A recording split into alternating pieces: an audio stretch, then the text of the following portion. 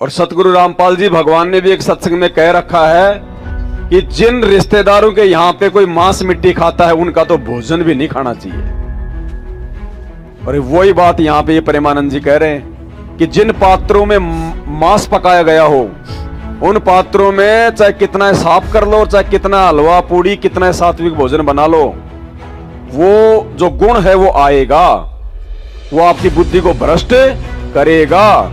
जिन रसोई में जिन पात्रों में मांस रांधा गया उसमें चाहे आप बिल्कुल खीर पूड़ी कचौड़ी रोटी सब्जी सात्विक बनाए तो भी वो अभक्ष्य पदार्थ के समान ही आपकी बुद्धि को भ्रष्ट कर देगा। चाहे वो रिश्ते नातेदार की रसोई हो, चाहे वो किसी भोजनालय की रसोई हो, जिसमें मांस रांधा गया उस रसोई का अन्न यदि खाओगे तो आपकी बुद्धि भ्रष्ट हो जाएगी। सात्विक आहार जब नहीं तो बुद्धि का विचार सात्विक कैसे हो सकता है?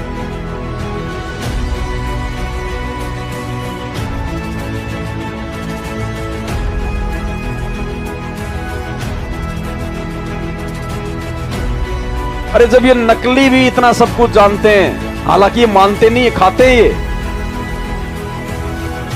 हमने इनसे भी शिक्षा लेनी है आगे बढ़ने के लिए। अब नहीं, अब गलती नहीं करेंगे तो 10वें अंश का पैसा ज्यादातर के पास में रखा हुआ है।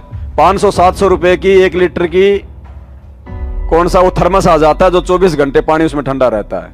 अपना जब भी जाओ अपना साथ में लेके जाओ, अपने हाथ में लटका लो। क्या दिक्कत आ रही है? 1 लीटर तो तुम पियोगे पूरा दिन में, और बीच में जरूरत पड़ जाए 20 रुपए की बोतल लो और उसमें डाल लो, अंधेव की छोटी आरती कर लो। कहां जरूरत पड़ गई? रिश्तेदारी में जाओ तो भी अपना पानी लेके जाओ, ताकि उन रिश्तेदारों को महसूस होना चाहिए कि यार ये क्या आदमी है। उसको सोचने पे मजबूर होना चाहिए कि हमारे घर का पानी भी नहीं पी रहा ये, तो मजबूर होगा वो सोचने पे। वो सत्संग सुनेगा गुरुजी के तुम्हारे जाने के बाद में, भले तुम्हारे सामने वो जो है वो बुराई करे, लेकिन उसको विवश होना पड़ेगा, क्योंकि उसको मानव शरीर प्राप्त है। वर्तमान में धरती पे परमात्मा है, वो भी मालिक की विशेष आत्मा है। और हम उनकी यश में यश करते रहेंगे तो भाई वो जिंदगी में नहीं संभलेंगे, हम भी उल्टे दोषी होंगे।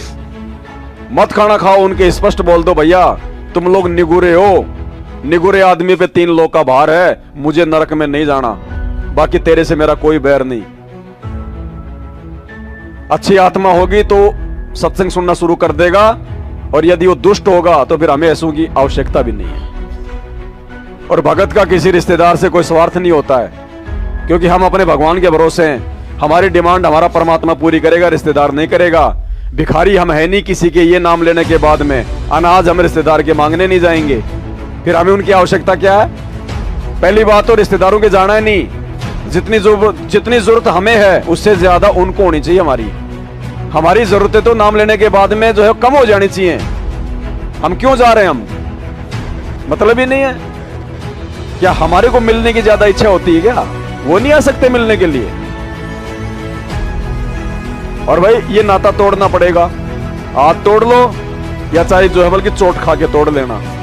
परमात्मा ने एक ही बात बोल दी, जगत का और भगत का 36 का आंकड़ा। अब यदि उसमें कोई 19-20 करने का प्रयास करेगा चोट खाएगा। रिश्तेदारों को खुश करने के चक्कर में परमात्मा को नाराज कर दोगे, मार खाओगे। वो रिश्तेदार वो 2 महीने बाद में दांत निकालते हुए आ जाएंगे, जी कोई बात नहीं, तो चलता ही रहता है। और ये भगवान एक बार रुष्ट हो गए ना, युग बीत जाएंगे। लोकलाज नहीं करनी बिल्कुल भी। मालिक कहते हैं लोकलाज ना कीजिए, निर्भय हो रहिए, जय मन चावे राम को दासा तन धरिए। आने वाले संकट के समय में वो रिश्तेदार पता नहीं कहां दौड़ता हुआ दिखाई देगा, ये भगवान ही काम आएगा।